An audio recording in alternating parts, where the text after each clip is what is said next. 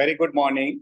I'm Dr. Janak Patel, MD, General Physician from Anand. Today we'll be talking about one molecule we call NSAID. NSAID નો અર્થ થાય કે જે દવા આપણે દુખાવો ઓછો કરવામાં વાપરીએ, જેને આપણે એનાલ્જેસિક કહીએ છીએ, એટલે એ દુખાવો ઓછો કરવામાં મદદરૂપ થાય, એને આપણે NSAID કહીએ. જે દવા આપણો તાવ ઉતારે એને આપણે એન્ટીપાયરેટિક્સ કહીએ છીએ. અને એન્ટીપાયરેટિક્સમાં પેરાસિટામોલ આવે, જે ખાલી તાવ ઉતારી આપે, સાથે થોડો દુખાવો પણ ઓછો કરે. એટલે એ દુખાવો બહુ વધારે ઓછો ના કરી આપે, પણ મામૂલી સરખો ઓછો કરી આપે.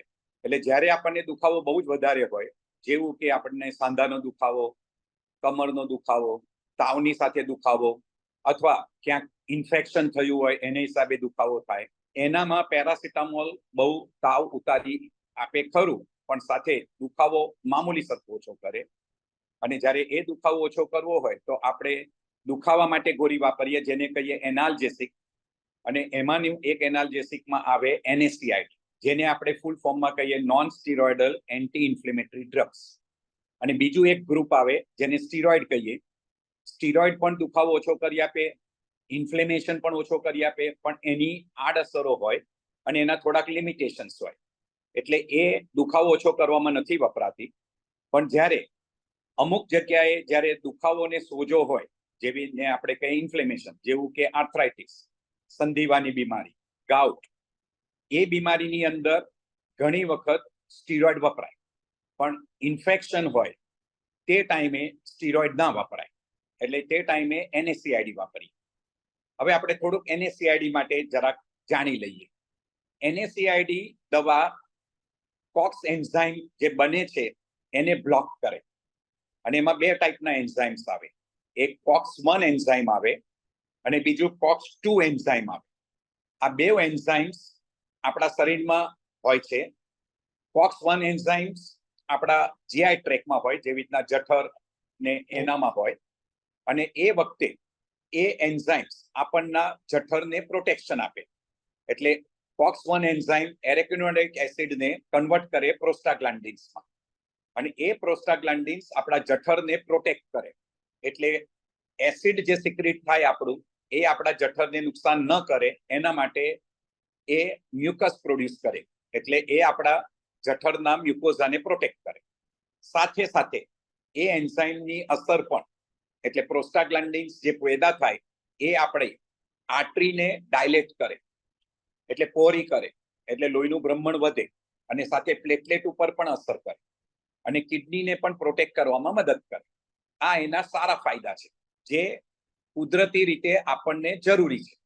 પણ COX-2 એન્ઝાઇમ જ્યારે પણ ઇન્ફ્લેમેશન થાય, કોઈ પણ જગ્યાએ આપણને વાગે કરે, ઇન્ફેક્શન થયું હોય, તે ટાઈમે COX-2 એન્ઝાઇમ અમુક પ્રોસ્ટાગ્લાન્ડિન્સ બનાવે. એ પ્રોસ્ટાગ્લાન્ડિન્સ તે ટાઈમે સોજો કરે, અને સોજાને હિસાબે ત્યાં આગળ દુખાવો થાય, તાવ આવે, અને થોડુંક ટેમ્પરેચર વધે ત્યાં લોકલી. એને આપણે કહીએ science of inflammation. A usually કોઈ પણ પ્રકારની ઇન્ફેક્શન થયું હોય ત્યાં થાય, અથવા અમુક પ્રકારની બીમારીમાં થાય, જેવી રીતના સંધિવા છે, ગાઉટ છે, ઓસ્ટિયોઆર્થરાઇટિસ છે, એવામાં થાય. પ્લસ એ ઇવન આપણી આર્ટરીને પણ અસર કરે, અને એ આર્ટરીને અને પ્લેટલેટના ઉપર પણ અસર કરે. હવે જ્યારે આપણે NSAID વાપરીએ તો એ અમુક NSAID, જેવી રીતના કે એસ્પિરિન, અથવા આપણે ડિસ્પિરિન કરીને જાણીએ છીએ, એ ડિસ્પિરિન ગોળી COX-1 ઉપર વધારે અસર કરે, COX-2 ઉપર નિગ્લિજિબલ અસર કરે. એટલે COX-1 ને બ્લોક કરે, અને COX-1 ને બ્લોક કરે એટલે આપણા જઠરને જે પ્રોટેક્શન મળતું હતું એ પ્રોટેક્શન ન મળે. એટલે એની આડઅસર થવાની શક્યતા ખૂબ વધી જાય. એટલે જો આપણે NSAID જે COX-1 એન્ઝાઇમ્સ ઉપર અસર કરતું હોય વધારે, એ ટાઈપની આપણે જો દવાઓ વાપરીએ તો આપણા જઠરને નુકસાન થવાની શક્યતા ખૂબ વધી જાય. જેવું કે એસ્પિરિન, નેપ્રોક્સિન, ડાયક્લોફેનિક સોડિયમ, એટસેટ્રા. આ બધી દવાનું COX-1 ઉપર વધારે અસર હોય અને COX-2 ઉપર ઓછી અસર હોય. એટલે જ્યારે COX-1 બ્લોક થાય, COX-1 એન્ઝાઇમ બ્લોક થાય, તો એ પ્રોસ્ટાગ્લાન્ડિન્સ આપણને મદદ ન કરે, અને મદદ ન કરે એટલે આપણા જઠરને અસર કરે, કિડનીને અસર કરે, પ્લેટલેટ ઉપર અસર કરે અને ઇવન આર્ટરી ઉપર અસર કરે. અને આ બધાને હિસાબે આપણને નુકસાન થવાની શક્યતા વધી જાય. જેવી રીતે એ પ્રોટેક્શન જે આપતું હતું એ ન મળે એટલે આપણા જઠરમાં એસિડ જે સિક્રેટ થાય એને હિસાબે હવે આપણા મ્યુકસ પ્રોડક્શન નથી થતું, એટલે એ એસિડ હવે આપણા મ્યુકોઝાને ડેમેજ કરે. એટલે એને આપણે યુઝલી શબ્દ વાપરીએ છે એસિડિટી થાય, જેને અમે કહીએ ગેસ્ટ્રાઇટિસ થાય. પછી વધારે નુકસાન થાય તો એ આખું મ્યુકોઝા ડેમેજ થઈ જાય, એટલે એને આપણે કહીએ પેપ્ટિક અલ્સર થાય. અને ઘણી વખત એમાંથી બ્લીડિંગ ચાલુ થાય, અને બ્લીડિંગને હિસાબે લોહીની ઉલટી પણ થઈ શકે, આપણું લોહીનું માત્રા પણ ઓછું થઈ જાય, જેને આપણે એનિમિયા કહીએ. એટલે આ વસ્તુ જઠર ઉપર અસર કરી શકે. અને કયાથી થાય? જે NSAID COX-1 ઇનિબિશન વધારે કરે એનાથી એ અસર વધારે થાય. અને અમુક દવા બે ઉપર સરખી અસર કરતું હોય, જેવી રીતના COX-1 પણ ઇનિબિટ કરે અને COX-2 પણ ઇનિબિટ કરે. હવે એનામાં ડિપેન્ડ કે ઇફ COX-2 ઇનિબિશન વધારે હોય COX-1 કરતા તો એ થોડુંક ફાયદાકારક હોય, કારણ કે એ ઇન્ફ્લેમેશન ઓછું કરી આપે. અને ઇન્ફ્લેમેશન ઓછું કરે એટલે તમને દુખાવો ઓછો થાય. તમને દુખાવો ઓછો થાય સાથે તાવ પણ ઓછો થાય, સોજો હોય તો સોજો પણ ઓછો થાય. એટલે આ બધા ફાયદાકારક કહેવાય. સાથે સાથે COX-1 ઇનિબિશન જો વધારે થાય તો કિડની ઉપર પણ અસર થાય. અને કિડની ઉપર અસર થાય એટલે સોડિયમ, જેને આપણે સોડિયમ કહીએ એટલે મીઠાનો ભાગ, અને પાણી બેવ રિટેઇન થાય. અને એ બેવ રિટેઇન થાય એટલે બ્લડ પ્રેશર આપણું વધે. અને એની સાથે સાથે કિડનીનું આર્ટરીઝ, જે આપણે લોહી લઈ જતી નસો કહીએ, એ સાંકડી થાય, વાઝો કોન્સ્ટ્રિક્શન કહીએ. અને એ થાય એટલે કિડનીને નુકસાન થવાની શક્યતા વધી જાય. એટલે જે દવાઓ COX-1 ઇનિબિશન વધારે કરતું હોય એ દવાઓ જઠર ઉપર અસર કરે, કિડની ઉપર અસર કરે, બ્લડ પ્રેશર ઉપર અસર કરે. અને બ્લડ પ્રેશરને હિસાબે ઘણી વખત આપણને નુકસાન થવાની શક્યતા વધી જાય, જેવી રીતના કે હાર્ટ ફેલિયર થઈ શકે, હૃદયને નુકસાન થઈ શકે. પ્લસ COX-2 ઇનિબિશન જો COX-1 કરતા વધારે હોય તો એક રિસ્ક રહે, ભલે નિગ્લિજિબલ રિસ્ક છે, જેને હિસાબે લકવો થઈ શકે અને હાર્ટ એટેક પણ આવી શકે, કારણ કે એ વાઝો કોન્સ્ટ્રિક્શન કરે અને પ્લેટલેટને ગંઠાવા દે. આ ઇન જનરલ આપણે નોન સ્ટીરોઇડલ એન્ટી ઇન્ફ્લેમેટરી ડ્રગ્સનું આડઅસરો કહી. હવે આપણે વધારે કોન્સન્ટ્રેશન કરીએ જઠર ઉપર. હવે જઠર ઉપર જે અસર થાય એનામાં શરૂઆતમાં તમે કોઈ પણ દવા વાપરો, COX-2 ઇનિબિટર વાપરો કે COX-1 ઇનિબિટર વાપરો, એ દવાઓથી જઠરને અસર તો થાય જ છે. અને એ અસર થાય એટલે પહેલા શરૂઆતમાં આપણે જેને કોમન એસિડિટી શબ્દ વાપરીએ, એટલે એસિડિટી થાય, પછી અલ્સર ડેવલપ થઈ શકે અને એમાંથી બ્લીડિંગ થઈ શકે. આ કોમન છે. પણ જેટલું COX-1 ઇનિબિટર વાપરો તો એની શક્યતા બહુ વધતી જાય. હવે કઈ રીતે આપણે એ ઓછું કરી શકીએ? એ ઓછું કરવા માટે આપણે સૌથી પહેલું તો જે આપણે દવા આપણને ડોક્ટર પ્રિસ્ક્રાઇબ કરે એ જ પ્રમાણે લેવી જરૂરી છે. અને જો એ દવા તમે ચાલુ કરો અને તમને શરૂઆતમાં જ 1-2 દિવસની અંદર તમને પેટમાં તકલીફ વધી જાય તો આઈધર ડોક્ટરને કન્સલ્ટ કરો, તુરંત જ કન્સલ્ટ કરવું, અને શક્ય હોય તો એ દવા બંધ કરી શકાય અને એનો ઓછામાં ઓછો ડોઝ આપીએ, અથવા એવી દવા વાપરીએ કે એ આડઅસર થોડી ઓછી થઈ જાય. ઘણી વખત અમુક બીમારીમાં આ જે દુખાવા માટે ગોળી વાપરીએ, જેને કહીએ છીએ NSAID, એ NSAID લાંબા ગાળા માટે વાપરવી પડતી હોય છે. અને જ્યારે પણ લાંબા ગાળા માટે વાપરવી પડતી હોય અને ડોઝ ફૂલ ડોઝમાં આપીએ, જઠર ઉપર આડઅસરો વધી જાય. અને એને ઓછી કરવા માટે સૌથી પહેલું જેટલું જલ્દી બને એટલું એ COX ઇનિબિટર્સ કહીએ આપણે, જેને NSAID કહીએ છીએ, એને જેટલું વહેલું બને એટલું, જો તમને દુખાવો ઓછો થઈ જાય, સોજો ઓછો થઈ જાય, તો એ દવા ઓછી કરીને બંધ થઈ શકે તો બંધ કરવી જરૂરી છે. અને જેટલો ઓછામાં ઓછા ડોઝ ઉપર તમને સારું રહેતું હોય તો એટલો ડોઝ વાપરવો જોઈએ. COX ઇનિબિટર્સની અસર, આડઅસર ઓછી કરવા માટે 2 કે 3 વસ્તુ આપણે વાપરી શકીએ. એક, આપણે જમ્યા પછી લેવી, જમ્યા પછી લેવાથી થોડીક એની જઠર ઉપર આડઅસરો ઓછી થઈ શકે.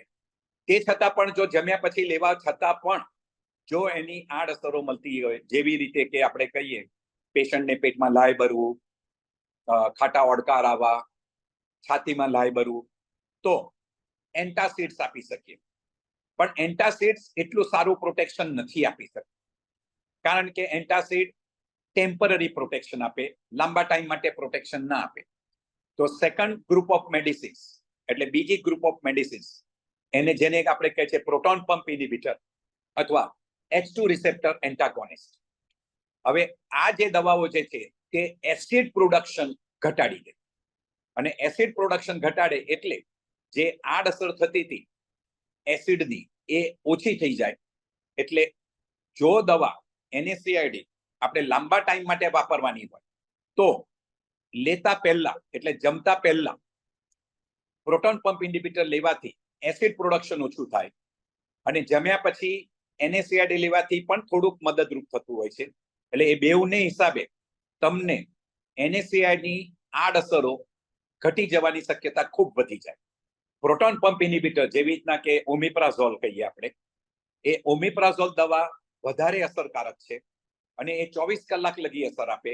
એટલે ઇવન ઘણી વખત એક જ ટાઈમ લેવાથી પણ તમને લાંબા ટાઈમ લગી એનો ફાયદો મળી શકે. અને પ્રોટોન પંપ ઇનિબિટરમાં ઓમિપ્રાઝોલ, ઓમિપ્રાઝોલ એ દવાઓ લાંબો ટાઈમ અસર આપવાથી એ ઘણી સારી અસર આપે છે અને H2 રિસેપ્ટર એન્ટાગોનિસ્ટ કરતા પણ સારું છે. એટલે સમરીમાં આપણે કહીએ, જો તમને દુખાવા માટે ગોળી લેવાની હોય અને એ લેવી જ પડે એવી હોય, કારણ કે તમારાથી દુખાવો સહન નથી થતો, અથવા બીમારી એવી છે કે જેનામાં દુખાવો ચાલુ જ રહે, જેવી રીતના કે કેન્સરની કોઈક બીમારી હોય, તમને કોઈક ઓપરેશન કરેલું હોય, એના માટે તમને લાંબા ગાળા માટે લેવી પડતી હોય, ફ્રેક્ચર થયું હોય અને તમને ઓપરેશન કર્યું હોય, આ બધા કન્ડિશનમાં જ્યારે લાંબા ટાઈમ માટે દવા આપવાની જરૂર પડતી હોય અને એ ટાઈમે જો તમારે એ દવાઓની આડઅસર ઓછી કરવી હોય તો સમરીમાં આપણે કહીએ કે જેટલી બને એટલી વહેલી તકે દવાનો ડોઝ ઓછો થઈ શકે તો કરવો જરૂરી છે. દવાઓ સાચવીને જ વાપરવી જોઈએ. એ દવાઓ જમ્યા પછી લેવી જોઈએ, અને જો લાંબા ટાઈમ માટે લેવાની હોય તો જમતા પહેલા પ્રોટોન પંપ ઇનિબિટર જેવું કે ઓમિપ્રાઝોલ અથવા ઓમિપ્રાઝોલ અડધો કલાક પહેલા લેવી હિતાવહ છે. અને એના પછી પણ જો તમને શંકા વધારે રહે તો ડોક્ટરને કન્સલ્ટ કરી અને એની પ્રમાણે આપણે દવાઓ વધઘટ કરવી જોઈએ. ડોક્ટરના સલાહ સિવાય આપણે દવા વધારવાની નહીં કે ઘટાડવાની નહીં. હવે COX-2 ઇનિબિટર જે આપણે વાપરીએ છીએ એનામાં એક બે જે આડઅસરો છે, જેવી કે કિડની ઉપર COX ઇનિબિટર્સમાં કિડની ઉપર અસર કરે તે પણ આપણે ધ્યાનમાં રાખવું જોઈએ. બ્લડ પ્રેશર ઉપર અસર કરે તે પણ આપણે ધ્યાનમાં રાખવું જોઈએ, અને હાર્ટ ઉપર અસર કરે તે પણ આપણે ધ્યાનમાં રાખવું જોઈએ. એટલે જ્યારે લાંબા ટાઈમ માટે ચાલુ કરીએ આપણે દવા, અને જો પેશન્ટને બ્લડ પ્રેશર હોય તો એ બહુ જ સાચવીને વાપરવી પડે, અને એ તમારે ડોક્ટર કે એ પ્રમાણે ઓછી પણ કરવી પડે, કારણ કે ઘણી વખત NSAID વાપરવાથી બ્લડ પ્રેશર વધતું જ જતું હોય છે અને પછી બ્લડ પ્રેશરની દવાઓ ઉમેરવી પડે. એ ન બનવું જોઈએ. એટલે એના માટે જેટલું વહેલી તકે બને એટલું NSAID ઓછી કરવી જરૂરી છે. એ જ રીતે જો તમને બ્લડ પ્રેશર અને હાર્ટનો પ્રોબ્લેમ હોય તો એનામાં પણ NSAID વાપરવાની જરૂર પડે તો બહુ સાચવીને વાપરવી પડે. અને જો ખાલી દુખાવો એકલો જ ઓછો કરવાનો હોય તો એના માટે NSAID ને બદલે ટ્રેમાડોલ કરીને ગોળી આવે, જે આપણે કહીએ છીએ ઓપિયમ આલ્કલોઇડ્સનું એનાલોગ્સ આવે, એટલે એ વાપરી શકાય. આ બધી વસ્તુનું થોડુંક નોલેજ હોય તો આપણે જઠરને જે નુકસાન થાય છે એ આપણે અટકાવી શકીએ. અને અમુક વખત જઠરને જે આડઅસર થાય છે એ જાન લેવા હોય છે, એટલે એ નુકસાન ન થાય એના માટે આટલી કાળજી લેવી જરૂરી છે. So I end my lecture here.